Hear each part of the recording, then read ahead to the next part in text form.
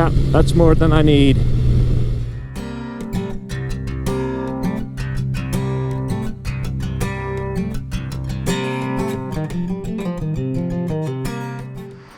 Hi, and welcome to this episode of John's Motorcycle Rescue and Review. Today, I am pumped. I am with Honda's 1999 CBR1100XX Blackbird. And this bike was produced from 1997 through 2003 in the US. It was produced between 1996 and 2005 in Europe, and it was called the Super Blackbird overseas. If you're like me and you like classic bikes from the 70s, 80s, and 90s, please like and subscribe. I feature lots of great classic bike content on this channel.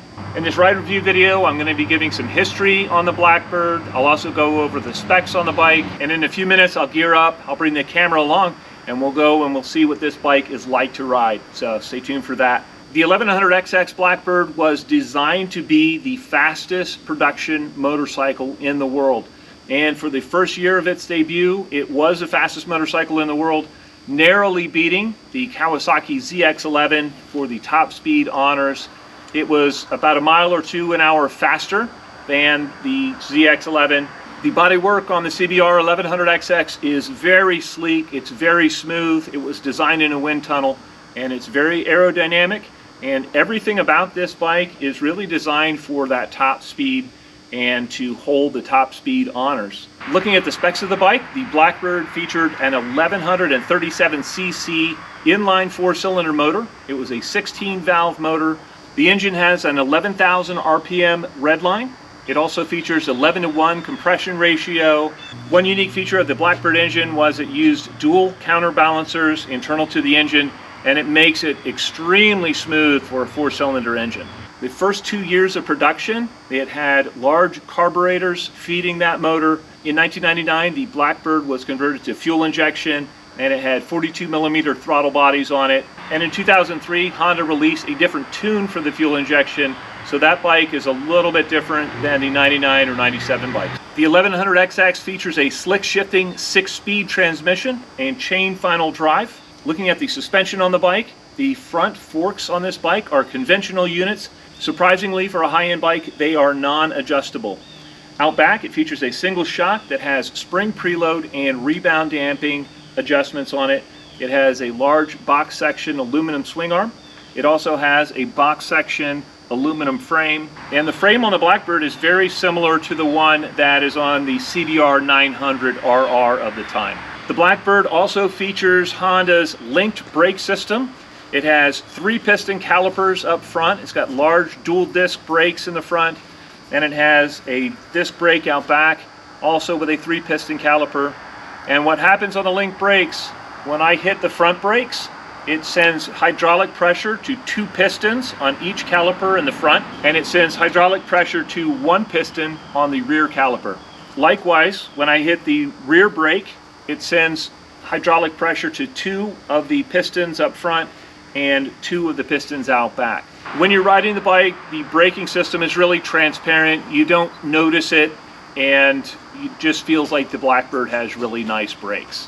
In 99, there were some big upgrades. This is a 99 bike, so this has those.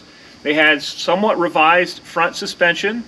They also enlarged the fuel tank to 6.3 gallons, so it's a very large fuel tank on the bike.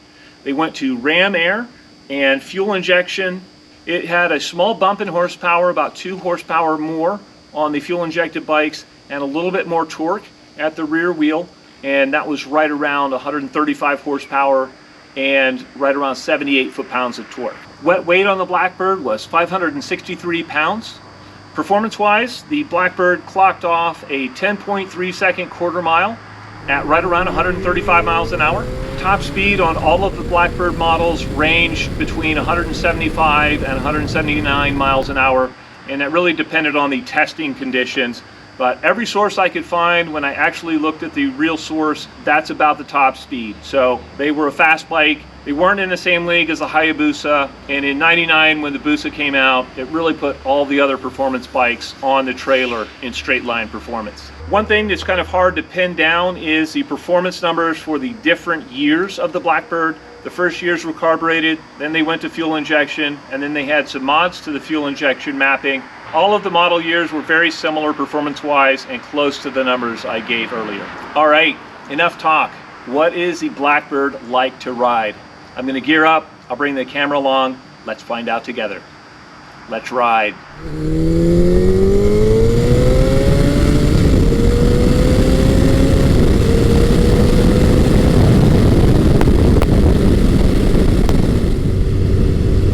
I'm currently riding Honda's mighty 1999 CBR1100XX Blackbird. And I have owned two of these previously, but the model that I owned was a 1997 model, and it was carbureted. And in 1999 they went to fuel injection, and so this is my first time riding a fuel injected bike.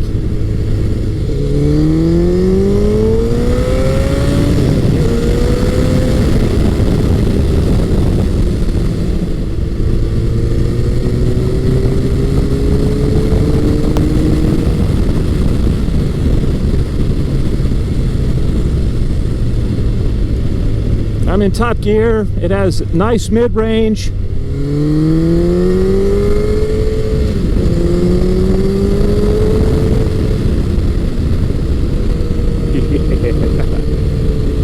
Very nice.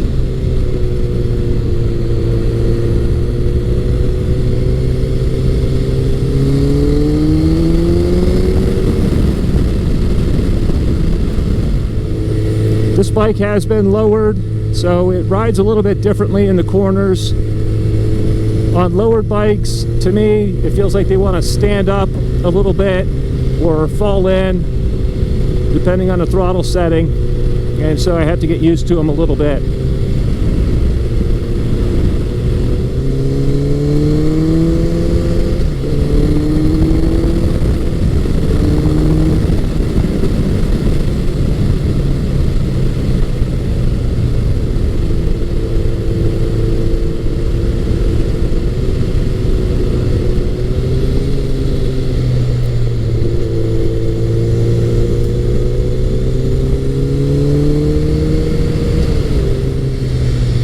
Brakes are nice. These have the linked brakes.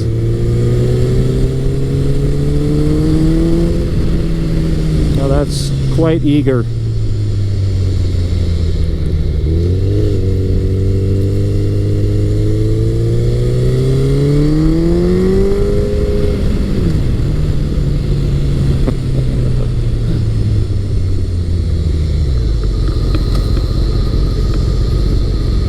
As you can see, the roads aren't super clean right now, so I'm not going to be ripping around these dirty corners.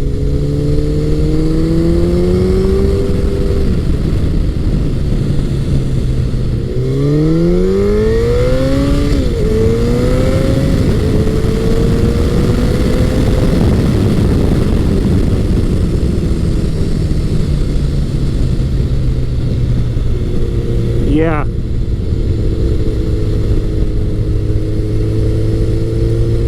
That's my normal straightaway where I can open them up a little bit, and it's just too short for this bike.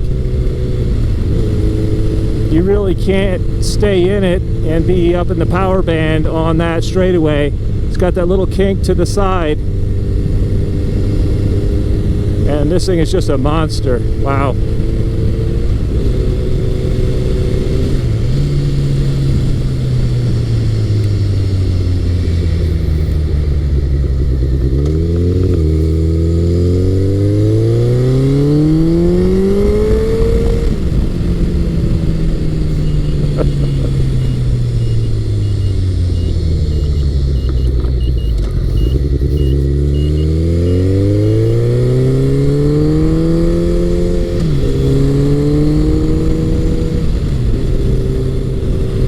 Yeah, this is the kind of bike that's definitely going to get you in trouble.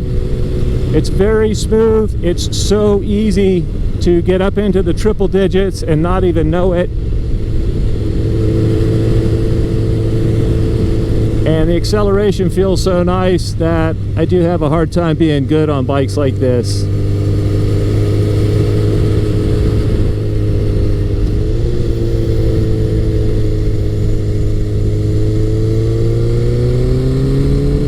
Oh yeah, that power is so smooth and so immediate.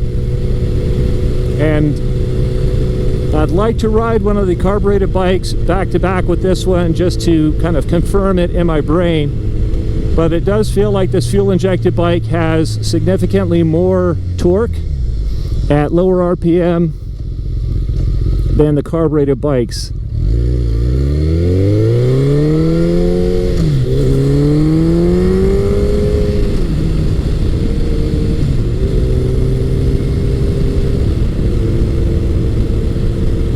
It's shocking how little power I'm giving this right now, how little throttle, and it's an animal, just wants to rip. The engine's incredibly smooth, the transmission shifts very nicely, the quality on these is really, really top-notch. These hold up very, very well over time,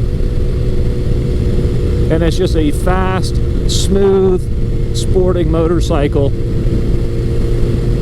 It's not a super sport.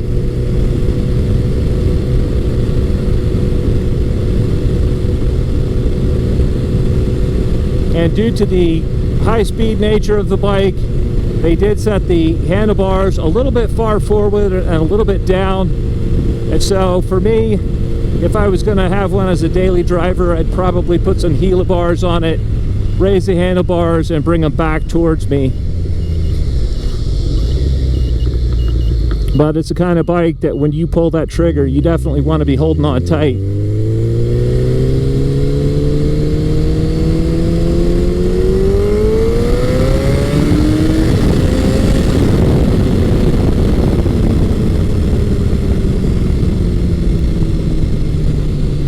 Yeah, that's more than I need.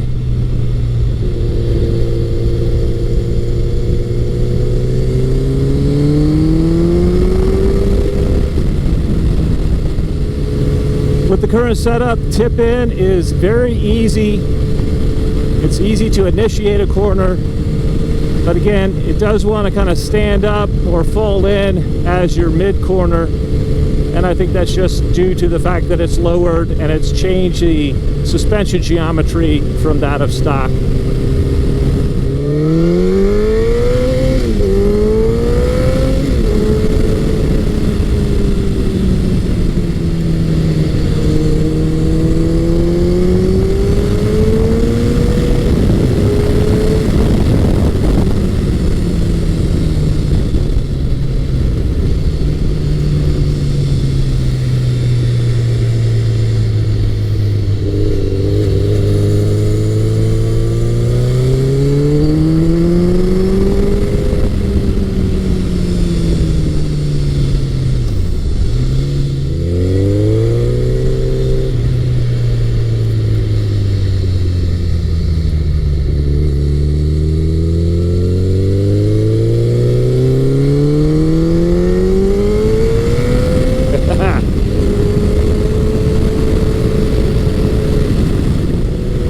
What's shocking to me as I ride this bike is these are roads that I ride normally and really enjoy riding.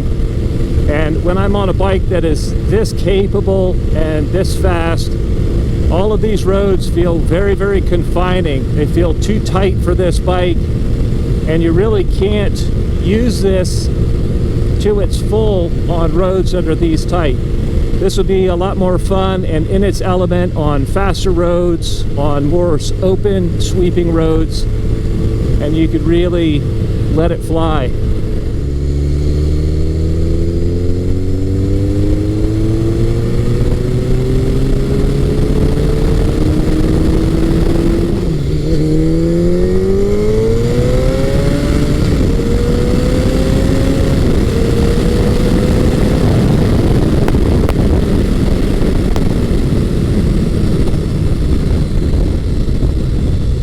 Man, that gets up to speed fast. All right, Man, what a lot of fun. If I had to use one word to describe the Honda Blackbird, I would say it is overkill.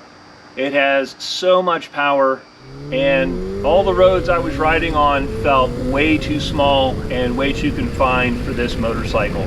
This bike would really excel on open roads, more flowing pavement, and where you could just get out and enjoy that smooth power and really open it up a little bit. It really comes on in top gear above about 90 miles an hour. The power band on the Blackbird, it seems to really come on strongly above about 5,000 RPM. There's a noticeable kind of surge, and the power really gets serious at that point, and it really continues to build even on a straightaway at higher RPM under full throttle. It threatens to break the back end loose. You can feel it kind of grappling for traction, and it's just a fast machine. In stock configuration, the handlebar setup and the peg setup and the seat to peg relationship is a little bit on the sporting side. I would probably put Gila bars on it if I was going to use it as a daily driver and make it a little bit more towards the sport touring side. But when you're really in the throttle, those lower handlebars do make sense, and you can tuck down behind the windshield and just let it fly. These Blackbirds have a legendary reputation for quality. They are not prone to having a whole lot of issues with them, and they're just a solid product. These motors can be built to have up to like double the stock horsepower without doing a whole lot of internal modifications to them. They're really overbuilt. These bikes have a good reputation for engine builders and tuners and drag racers as well. I want to say a special thanks to my friend Paul for letting me ride this bike. This is such a beautiful machine, and it is such a privilege to get to ride these nice classic bikes like this. This bike is still such a capable performer and shockingly fast. It is a really quick bike.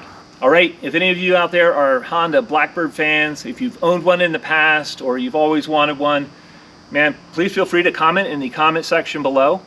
As always, I hope you found this video entertaining and informative, and until next time, enjoy the ride.